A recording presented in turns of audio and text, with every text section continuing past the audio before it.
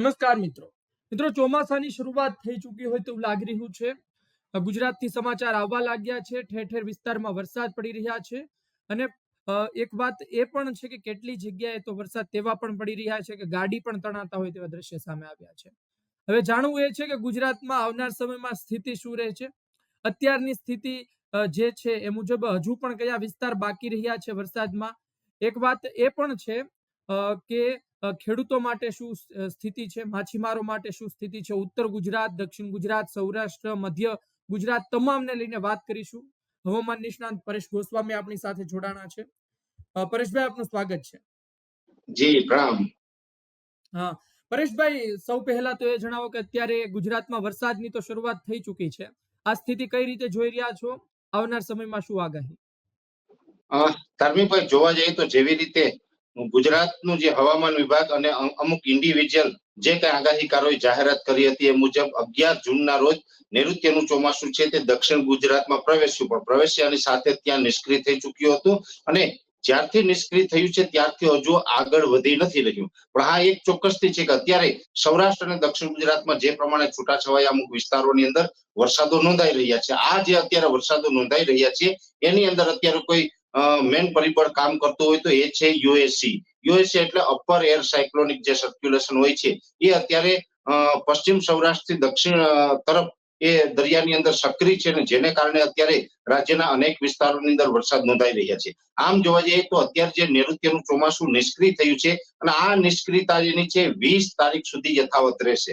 20 તારીખ પછીથી ફરીથી અરબ સાગરની અંદર એક નવો કરંટ ઉત્પન્ન થશે ને જેને કારણે નૈઋત્યના ચોમાસાને વેગ મળશે, ચોમાસું આગળ વધશે। એટલે 20 થી 25માં જે ચોમાસું આગળ વધીને જે પ્રોગ્રેસ કરશે એમાં તો સારા વરસાદો થશે, પણ 20 તારીખ સુધી જે અમારું અનુમાન છે અને અમે જે વાર્ષિક કાર્યક્રમોમાં પણ ઉલ્લેખ કરતા હોય છે એ મુજબ 14 જૂનથી લઈને 20 જૂન સુધીનું સેશન છે, એમાં દક્ષિણ ગુજરાત અને સૌરાષ્ટ્રના અનેક તાલુકાઓની અંદર છૂટાછવાયા વરસાદો નોંધાશે। હવે આ જે યુએસસી છે એને કારણે જે વરસાદો નોંધાઈ રહ્યા છે એમાં ખાસ કરીને દરિયાઈ કાંઠાના જે તમામ તાલુકાઓ છે એને આ તીવ્રતા વધારે જોવા મળશે અને એમાં પણ જે અમુક જગ્યાએ થંડરસ્ટોર્મ એક્ટિવિટી પણ જોવા મળે તેવી પૂરી શક્યતાઓ છે।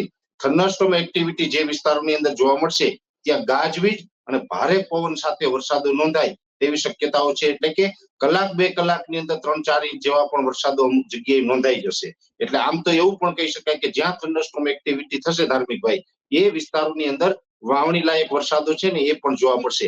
જેવી રીતે ગઈકાલે પણ રાજ્યના અનેક વિસ્તારની અંદર ખેડૂતો વાવણી કરી શકે આ ટાઈપના વરસાદો નોંધાયા છે, જેમાં ખાસ કરીને અમરેલી જિલ્લાના લાઠી લીલિયા તાલુકા જેવા વિસ્તાર છે, સાવરકુંડલાના અમુક ગ્રામ્ય વિસ્તારો હતા, એ સિવાય પણ જે જામનગરના લાલપુર તાલુકાના પણ અનેક ગ્રામ્ય વિસ્તારોની અંદર ગઈકાલે 3 થી 3.5 ઇંચ સુધીના વરસાદો નોંધાયા છે। આ જ પ્રક્રિયા છે હજુ 20 દિવસ સુધી ચાલવાની છે।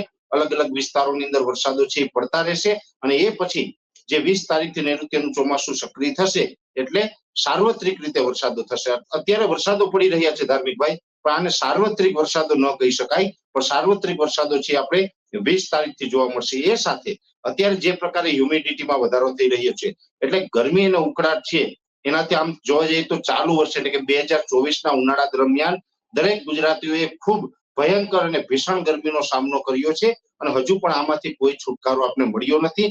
આ એક ચોક્કસ છે કે અમુક વિસ્તારોના તાપમાન ડાઉન થયા હશે, પણ રાજ્યના અલગ અલગ વિસ્તારોમાં જોવા જઈએ તો અત્યારે 36 થી 39 ડિગ્રીની રેન્જમાં જે તાપમાન જોવા મળી રહ્યું છે એની સાથે હ્યુમિડિટીનું પ્રમાણ છે એ ખૂબ હાઈ લેવલ પર છે, જેને કારણે આપણે 36 ડિગ્રી તાપમાન હશે તો પણ આપણે 42-43 ડિગ્રી જેવું ફીલ થશે, કેમ કે ગરમીનો ઉકળાટ છે એ વધારે છે અને આ ગરમીનો ઉકળાટમાંથી અત્યારે જે વિસ્તારોમાં વરસાદ પડશે એમાં પણ રાહત 20 તારીખે જે ચોમાસું સક્રિય થઈ અને ચોમાસું આગળ વધશે, જો સાર્વત્રિક વરસાદો થશે તો 20 તારીખથી પણ એમાં કોઈ રાહત મળશે નહીં। એટલે કહી શકાય કે જૂન મહિનો સંપૂર્ણ 30 જૂન સુધી આપણે આ ગરમીનો સામનો છે એ કરવાનો જ રહેશે। વરસાદ પડી જશે તો પણ આ ગરમી છે એ યથાવત રહેશે। 30 જૂન પછી જે હ્યુમિડિટી લેવલ છે એ જે આપણે નોર્મલ નજીક આવે એ પછી ગરમીમાં ઘટાડો થશે। એટલે ખાસ કરીને વરસાદ, ગરમી અને એ સાથે બીજી વાત છે પવનની। આમ જોવા જઈએ તો મુખ્યત્વે અત્યારે જે પવનોની દિશાઓ છે એ જે પશ્ચિમ અને પશ્ચિમ દક્ષિણની હોવી જોઈએ એ રાબેતા મુજબની નૈઋત્યની પવનની દિશાઓ મોટા ભાગના વિસ્તારોની અંદર અત્યારે જોવા મળી રહી છે। પણ અહીંયા વાત એ છે કે પવનની જે સ્પીડ હોય છે એ સ્પીડ નોર્મલ નજીક છે। મુખ્યત્વે જોવા જઈએ તો જૂન મહિના દરમિયાન પવનની સ્પીડ છે ને એમાં પણ લગભગ 12 જૂન પછીથી પવનની સ્પીડ છે એ 15 કેટીની હોવી જોઈએ. 15 કેટી એટલે સામાન્ય રીતે જોવા જઈએ તો 35 કિલોમીટર પ્રતિ કલાકની ઝડપે પવનો ફૂંકાવો જોઈએ. અને એ પવનોની દિશા છે એ નૈઋત્યની મુખ્યત્વે હોય છે. એ જ મુજબના અત્યારે પવનની દિશા અને પવનની જે ગતિ છે એ નોર્મલ કન્ડિશનની અંદર ચાલી રહી છે. પણ જોવાનું અહીંયા એ છે કે જે અત્યારે પવનો જે ચાલી રહ્યા છે એ એકદમ સૂકા પવનો છે. એ સૂકા પવનોને કારણે આપણું ચોમાસું છે એ નિષ્ક્રિય થયેલું છે. હવે જ્યારે અરબ સાગરની અંદર કોઈ નવો ભેજ આવશે અથવા તો ત્યાં કોઈ લો પ્રેશર બનશે એટલે જે અત્યારે સૂકા પવનો ચાલી રહ્યા છે એ પવનોની અંદર થોડીક નમી જોવા મળશે. ભેજવાળા પવનો છે એ ફૂંકાવાનું ચાલુ થશે અને 20 તારીખથી જેવા ભેજવાળા પવનો ચાલુ થશે એટલે ચોમાસું ફરીથી આપણું આગળ વધતું થઈ જશે. આવું ચોક્કસ અમારું અનુમાન છે ધાર્મિકભાઈ. પરેશભાઈ, એક વાત એ પણ છે કે કોઈ ચિંતાના સમાચાર ખરી? કારણ કે આજે સમાચાર સવારમાં સામે આવ્યા કે એક જગ્યાએથી ગાડી પણ તણાઈ હતી, કોઈ જગ્યાએ વધુ વરસાદ પડવાની પણ આશંકા છે. તો તમને લાગે છે કે સ્થિતિ જે છે તે હાથની બહાર જાય તેવી પણ જોવા મળશે અથવા પૂર આવી શકે એવા કોઈ સમાચાર, એવા કોઈ એંધાણ ખરી? આમ જોવા જઈએ તો ધાર્મિકભાઈ જૂન મહિના દરમિયાન આમાં કોઈ એવી ગંભીરતા જેવી કોઈ પરિસ્થિતિ છે નહીં, કોઈ ગંભીરતા લીધા જેવી પરિસ્થિતિ નથી. આ એક ચોક્કસથી છે કે દરેક નાગરિકોએ સાવચેતી તો ચોક્કસથી રાખવી પડશે. જ્યારે પણ વરસાદો ચાલુ હોય, નદી નાળામાં પાણી હોય અને એ પાણીની અંદર જો આપણે વાહન પસાર કરવાનો પ્રયત્ન કરીએ તો ચોક્કસથી દુર્ઘટના આપણે બનતી હોય છે. એટલે અહીંયા દરેક નાગરિકોએ પોતાની જવાબદારી સમજી અને કાળજી રાખવી પડશે. જ્યારે પણ વાહન તણાતા હશે ને ધાર્મિકભાઈ તો એ વાહનો છે નદી નાળામાં જ્યારે પણ એક સાથે તમે જોઈ શકો કે જે થંડરસ્ટોર્મની અમે વાત કરી રહ્યા છીએ, થંડરસ્ટોર્મ એક્ટિવિટી જે વિસ્તારોમાં થતી હોય છે ધાર્મિકભાઈ ત્યાં કલાક 1.5 કલાકની અંદર 3 ઇંચ 4 ઇંચ જેવા વરસાદો પડી જતા હોય છે. અને આવા તીવ્રતા સાથે જો તોફાની વરસાદો પડી જાય તો સ્વાભાવિક રીતે નદી નાળાની અંદરથી પાણી જતા હોય છે ને એ પાણીના ધસમસતા પ્રવાહની અંદર જો કોઈ પણ વ્યક્તિ છે એ વાહન એમાંથી પસાર કરવાનો પ્રયત્ન કરે ત્યારે એમાં દુર્ઘટનાના ચાન્સ વધી જતા હોય છે. એટલે આપણે તો એવી અપીલ કરીએ કે બિલકુલ આવી ભૂલ કોઈ ગુજરાતીઓએ ન કરવી. ક્યારે પણ આવી જે પાણી નદી નાળા હોય એમાંથી વાહન પસાર કરવાનો પ્રયત્ન ન કરવો. બાકી અત્યારે જે સામાન્ય રીતે જોવા જઈએ તો અતિવૃષ્ટિ થાય, હોનારત થાય આવી કોઈ શક્યતાઓ દેખાતી નથી. એટલે કે જૂન મહિના દરમિયાન આપણે અતિવૃષ્ટિ કે હોનારતની કોઈ શક્યતાઓ નથી. આ એક ચોક્કસથી છે. ઘણી વખત જૂન મહિનામાં પણ અતિવૃષ્ટિના માહોલ બનતા હું આપણે ઉલ્લેખ કરવા માંગીશ 2015 નું. આજથી 9 વર્ષ પહેલા જે રીતે સૌરાષ્ટ્રની અંદર જે અતિવૃષ્ટિનો માહોલ સર્જાયો હતો ને એ લગભગ જૂન મહિનાની 10 થી 15 જૂનની વચ્ચેનો કંઈક સમયગાળો હતો. એ સમયગાળા દરમિયાન અમરેલી જિલ્લાના અનેક તાલુકાઓ છે જેની અંદર એની તાલુકાઓની બજારોમાં 10-10, 15-15 ફૂટ પાણી છે એ નદીની જેમ એ પ્રવાહ જતા હતા. પણ આ વર્ષે એવી કોઈ પરિસ્થિતિનું નિર્માણ થાય એવી શક્યતાઓ નથી. હા, એક ચોક્કસથી છે કે સામાન્ય કરતા વધારે વરસાદ એટલે કે અતિવૃષ્ટિ જેવા વરસાદો છે એ પણ ચાલુ વર્ષે 2024ના વર્ષ દરમિયાન જોવા મળશે. કેમ કે અત્યારે આપણે અલ્નીનોમાંથી ન્યુટ્રલ કન્ડિશન તરફ આવી રહ્યું છે આપણું હવામાન છે.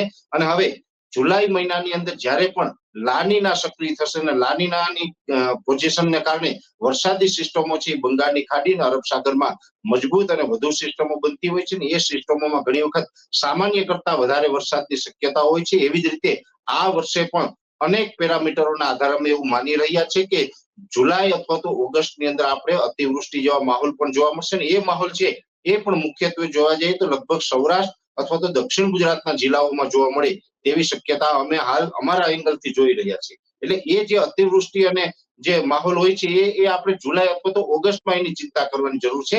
જૂન મહિનામાં આપણે એવી કોઈ પરિસ્થિતિનો સામનો કરવો પડે તેવી શક્યતાઓ નથી. આ એક ચોક્કસથી છે કે અલગ અલગ વિસ્તારોની અંદર અત્યારે 1 ઇંચથી લઈને 3-4 ઇંચ સુધીના વરસાદો જે નોંધાઈ રહ્યા છે આ જ મુજબના રાબેતા મુજબના 20 તારીખ સુધી વરસાદો ચાલુ રહેશે અને 20 તારીખથી નૈઋત્યનું ચોમાસું છે એ હું આપણે ફરીથી કહું છું. કેમ કે 20 તારીખથી નૈઋત્યનું ચોમાસું સક્રિય થશે. આ વાત વારંવાર એટલા માટે કરવી પડે છે કે આજે ગુજરાતના 6.5 કરોડ જનતાનું આ એક શબ્દ ઉપર એમની નજર છે. ધાર્મિકભાઈ આ શબ્દ ઉપર આ શબ્દ સાંભળવા માટે 6.5 કરોડ ગુજરાતીઓના કાન તરસી રહ્યા છે. એટલા માટે મારે વારંવાર ઉલ્લેખ કરવો પડે છે કે 20 જૂનથી નૈઋત્યનું ચોમાસું છે એ ફરીથી સક્રિય થઈને આગળ ચાલશે આવું અનુમાન છે. પરેશભાઈ, ઉત્તર ગુજરાત વિશે કોઈ સમાચાર? ઉત્તર ગુજરાતના પણ દર્શકો જોડાયેલા છે, તે વિશે કઈ માહિતી? ચોક્કસથી આમ જોવા જઈએ તો અત્યારે સૌરાષ્ટ્ર અને દક્ષિણ ગુજરાતમાં છૂટાછવાયા વરસાદો ચાલી રહ્યા છે પણ ઉત્તર ગુજરાતની અંદર અત્યારે ગરમી સિવાયની કોઈ પણ હવામાનની નવી કોઈ અપડેટ છે નહીં, કેમ કે ગરમી છે એ કન્ટિન્યુ ચાલી રહી છે. હા, એક ચોક્કસથી છે કે ગરમીને કારણે જે કોઈ લોકલ સિસ્ટમ બંધાઈએ, અત્યારે જે સૌરાષ્ટ્ર અને દક્ષિણ ગુજરાતમાં વરસાદો પડી રહ્યા છે એ અરબ સાગરની અંદર યુએસી અત્યારે સક્રિય છે, એટલે કે અપર એર સાયક્લોનિક સર્ક્યુલેશન સક્રિય છે, ને જેને કારણે આ વરસાદો નોંધાઈ રહ્યા છે. ઉત્તર ગુજરાતને આની અસર થાય તેવું અત્યારે લાગતું નથી. હા, એક ચોક્કસ 20 તારીખ સુધીમાં અનેક વખત એવું બનશે કે જે અત્યારે ગરમીનું પ્રમાણ નોર્મલ કરતા ઉત્તર ગુજરાતમાં વધારે ચાલી રહ્યું છે. ગરમીને કારણે કોઈ લોકલ સિસ્ટમ બંધાય અને થંડરસ્ટોર્મ એક્ટિવિટીના ભાગરૂપે છૂટાછવાયે ક્યાંય વરસાદી ઝાપટા નોંધાઈએ કે સામાન્ય હળવા મધ્યમ વરસાદો નોંધાઈએ એ અપવાદરૂપ રહેશે. પણ ઉત્તર ગુજરાતમાં હમણાં કોઈ શક્યતાઓ નથી. હા, ઉત્તર ગુજરાતની અંદર જેવી રીતે 20 તારીખથી નૈઋત્યનું ચોમાસું સક્રિય થશે, એટલે 20 થી લઈ અને 27 જૂન વચ્ચેનો જે સમયગાળો છે, એટલે એ એક અઠવાડિયાનો સમયગાળો એવો છે જ્યાં ઉત્તર ગુજરાતના પણ તમામ વિસ્તારો, જેમાં સાબરકાંઠા હોય, બનાસકાંઠા હોય, પાટણ, મહેસાણા હોય કે અરવલ્લી જેવા વિસ્તારો છે, એ તમામ વિસ્તારોની અંદર આ વરસાદનો લાભ મળી શકે છે. ને ઉત્તર ગુજરાતની અંદર પણ જૂન મહિના દરમિયાન જ વાવણીના વરસાદો થશે. અને એમાં પણ જૂન મહિનાની અંદર આમ જોવા જઈએ તો જૂન મહિનાના સૌ પ્રથમ 3 અઠવાડિયા છે, એ 3 અઠવાડિયા છે નોર્મલ કરતા ઓછા વરસાદના નોંધાશે. આમ જોવા જઈએ તો જે 15 જૂનથી ચોમાસાની શરૂઆત થતી હોય છે, એટલે જૂન મહિનાના છેલ્લા 2 અઠવાડિયા હોય છે ને, એ સારા વરસાદના નોંધાતા હોય છે, નોર્મલ વરસાદના નોંધાતા હોય છે. અને જૂન મહિનાનો નોર્મલ વરસાદ આપણે કોને કહી શકીએ, તો કે જ્યાં 5 ઇંચથી લઈ અને 12 ઇંચ સુધીના વરસાદો થઈએ તો એ પણ નોર્મલ નજીક જૂન મહિનો ગણી શકાય છે. આ વર્ષે એવું બનશે કે વરસાદો તો એવા નોંધાઈ જશે, પણ જૂન મહિનાના 2 અઠવાડિયાની જગ્યાએ જૂન મહિનાના છેલ્લા અઠવાડિયામાં સારા વરસાદો નોંધાશે. જૂન મહિનાનું જે ત્રીજું અઠવાડિયું છે એની અંદર સામાન્ય કરતા ઓછા વરસાદ નોંધાશે, અને જૂન મહિનાના છેલ્લા અઠવાડિયાની અંદર સારા વરસાદો નોંધાશે. એટલે એટલું ચોક્કસ કહી શકાય કે ભલે અત્યારે 16 જૂન આજે થઈ ગઈ છે, ગઈકાલે 15 જૂન હતી, ને 15 જૂન છે, તો ગુજરાતમાં ચોમાસું બેસવાની નોર્મલ તારીખ ગણવામાં આવે છે. નોર્મલ તારીખ કરતા પણ એક દિવસ વધારે આપણે પસાર થઈ ચૂક્યો છે, અને હમણાં કદાચ છૂટાછવાયા સૌરાષ્ટ્ર દક્ષિણ ગુજરાતમાં વરસાદ પડે ને બીજા વિસ્તારમાં ન પડે તો પણ આપણે કોઈ ચિંતાનું કારણ નથી. જૂન મહિનાના છેલ્લા અઠવાડિયામાં તો સાર્વત્રિક ઓલ ઓવર ગુજરાતમાં વરસાદનો લાભ મળી જશે.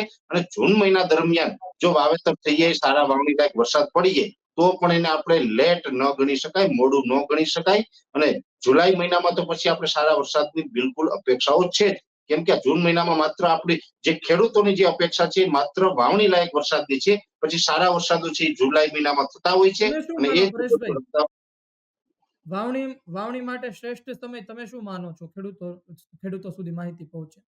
આમ જોવા જઈએ ને તો વાવણી છે બે પ્રકારે ખેડૂતો કરતા હોય છે. ઘણા ખેડૂતો છે વરસાદની શક્યતાઓ દેખાય ત્યારે વરસાદ પડ્યા પહેલા પણ વાવેતર કરી દેતા હોય છે, પણ આ વર્ષે અલગ અલગ છૂટાછવાયા વરસાદનો દોર ચાલી રહ્યો છે, એટલે કોઈ ખેડૂતોએ આ ભૂલ ન કરવી. પૂરતો વરસાદ પડે એટલે કે 65-70 મિલીમીટરની આસપાસનો વરસાદ પડે, એટલે કે 2.5 ઇંચ અથવા તો તેનાથી વધારે વરસાદ પડે ત્યારબાદ જ આપણે વાવેતર કરવું જોઈએ. અને વાવેતર માટે જે વિસ્તારોની અંદર સૌરાષ્ટ્ર અને દક્ષિણ ગુજરાતમાં છૂટાછવાયા અત્યારે 2.5-3 ઇંચ સુધીના વરસાદો પડી રહ્યા છે, એ લોકો બિલકુલ વાવેતર કરી શકે. બાકી મોટા ભાગના વિસ્તારોની અંદર જૂન મહિનાનું છેલ્લું અઠવાડિયું છે એ હવામાનની દ્રષ્ટિએ, વરસાદની દ્રષ્ટિએ અને વાવેતર માટે સૌથી ઉત્તમ રહેવાનું છે.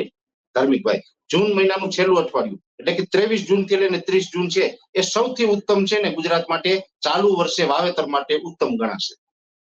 જી પરેશભાઈ, છેલ્લો સવાલ, મધ્ય ગુજરાત અને માછીમારો વિશે થોડી માહિતી આપી દો. તેને લઈને શું અપડેટ્સ છે?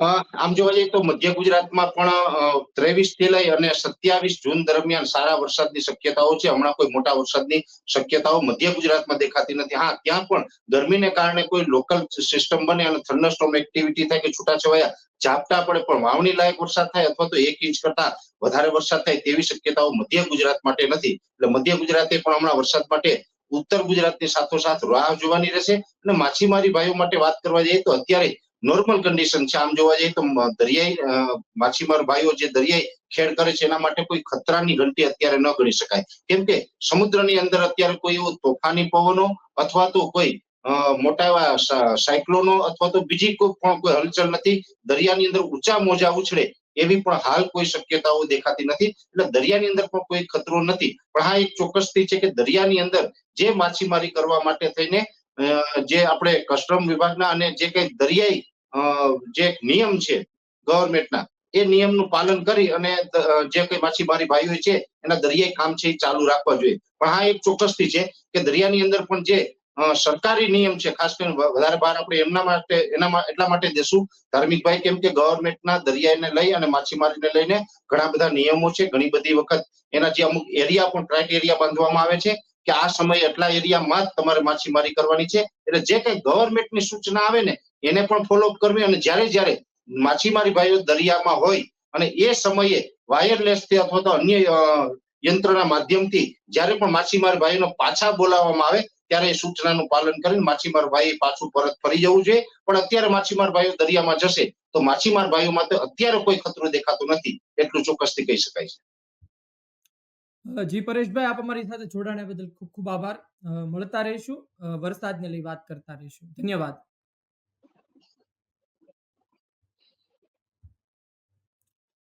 તો આ હતા હવામાન નિષ્ણાંત પરેશ ગોસ્વામી. તેમણે સૌરાષ્ટ્ર વિશે માહિતી આપી, ઉત્તર ગુજરાત, મધ્ય ગુજરાત, દક્ષિણ ગુજરાત વિશે માહિતી આપી છે. ગંભીર સ્થિતિ નથી, ચિંતા કરવાની બહુ જરૂર નથી, પરંતુ એક વાત છે કે વરસાદ તો વરસશે. વાવણી લાયક વરસાદ ક્યારે છે એ વિશે પણ તેમણે માહિતી આપી છે. હવે જોવું રહ્યું કે આવનાર સમયમાં આ વરસાદ કેવી અસર પહોંચાડે છે. વરસાદ જ્યારે પોતે સારો એવો ગુજરાતમાં વરસે ત્યારે ખેતીને કેટલી અસર થશે. ખેડૂતો માટે વાવણીના સમયને લઈને પણ વાત કરી છે. આવનાર સમયમાં ખબર પડશે. બાકીની માહિતી માછીમારોને લઈને પણ કહ્યું છે. જોતા રહો ગુજરાત તક, આપ સુધી પળે પળની માહિતી પહોંચાડતા રહીશું.